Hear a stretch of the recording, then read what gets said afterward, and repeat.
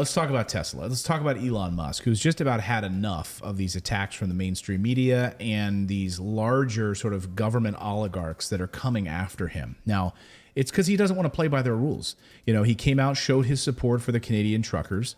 He said that the government of Canada is fringe, that we should not have vaccine mandates, that it's up to you personally to decide what you do with your body, but the government should not be imposing these things. He at Tesla decided not to do that, even when the rest of California was moving in that direction, right?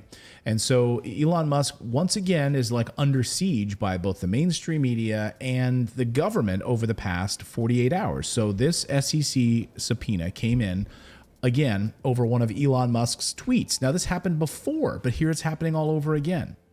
Yes. You know, we recently read a book by an economist called Carol Roth called The War on Small Business. And it's very clear to see how the government likes to pick winners and losers who will go along with what the government wants. Well, Elon Musk has habitually refused to be that person, right? Elon Musk has spoken out against Build Back Better, saying that it will not pay for itself and it will help some but not others.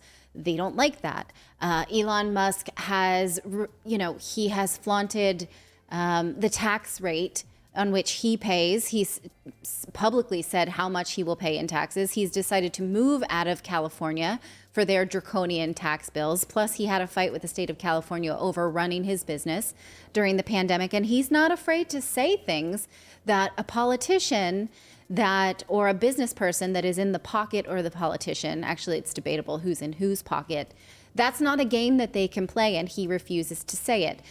So he said yesterday, he went to Twitter and said, what is it with this sort of relentless hate stream on Tesla? I'm sick of it. But I 100% agree. Why is the traditional media such relentless hate stream? And that's what it is. They try to sow division. Like the mainstream media, it's almost as if their main job is to sow division, because that's what they do. They constantly keep us divided with what they call news. And that's what I was talking about a little bit earlier, is like there are a lot of people who that's the only source of news they have, and they don't know any better. Why are a lot of people going to think that they're getting misinformation from the mainstream media? But it's true. They are. Like I was saying, I use the mainstream media as a way to go put my finger on the pulse of what the establishment is saying. What are they pushing? And then you look at the narratives of different, like Al Jazeera, RT, and other news sources. Now I know people are like, oh, I've had people say, well, that makes a lot of sense. David gets his news from a foreign source. So what, like I'm some foreign, whatever. But you have to look at every side. I like to look at all sides of the news, because like I always tell people, you're going to have this side, this side, this side, this side. And somewhere in the middle of all these sides, somewhere in the middle of the conspiracy theories and of the mainstream narrative, somewhere in the middle of all that is the truth.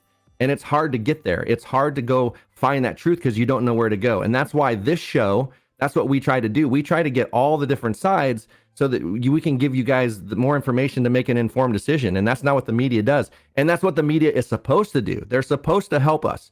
So like when I talk about who is doing the biggest injustice to the American people, in my opinion, it's the media, because they do not keep us informed. They keep us divided. So yeah, the other tweet that I wanted to show is that Elon responded by saying most news outlets attempt to answer the question, what are the worst things happening on Earth today? It's a big planet. Obviously, some bad things are happening somewhere at any given time, but focusing relentlessly on those things does not give an accurate picture of reality. So he was also upset because another news story hit yesterday also about this civil rights watchdog, Tesla expecting a racism complaint by California's civil rights watchdog that's coming after him now. And so he's like, okay, that's what's going to happen. Watch. Yeah, exactly. So that's when he tweeted this. Why is the traditional media such a relentless hate stream? Real question. And, he wasn't saying it about himself, but that's what it was implied. He's talking about like this nonstop onslaught coming after me, coming after Tesla, because we don't play your game. You don't have to like Tesla at all. And, you can think the cars are ugly or whatever that's up to you.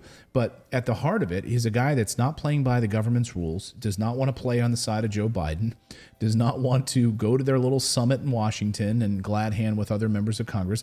Also is telling Congress, we don't want your money, by the way. Yes. We don't want your offset credits. We don't want your money. Don't give us infrastructure money. We don't need it.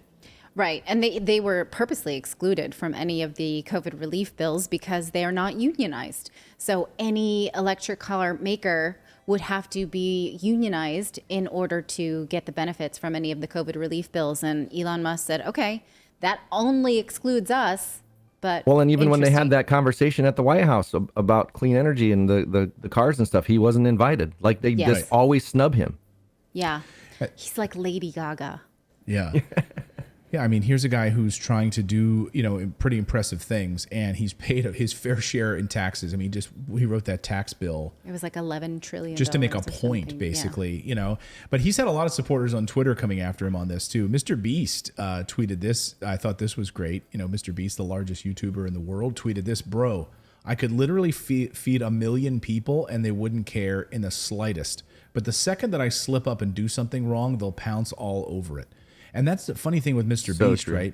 Like, here's a guy who, even when Casey Neistat interviewed him 2 years ago, he said, have you had one of those moments where you screwed up yet, where they, you had a YouTube screw up and they, he's like, no. He's like, oh, just watch.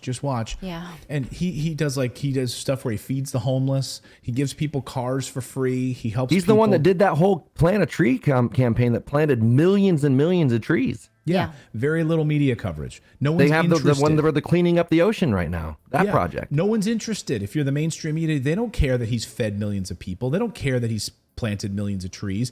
But the moment he does something stupid, like one of his YouTube videos causes something to happen or there's a problem, the media is going to be all over it trying to tear him down. You just watch. It's exactly what's going to happen. Yes, because he's not mainstream media. Right. And they hate it. Yes. That's what they hate. That's what they hate about the mainstream media. The mainstream media hates when they have these successful people like a Mr. Beast getting 10, 100 times the views that somebody on CNN gets. Oh, easily.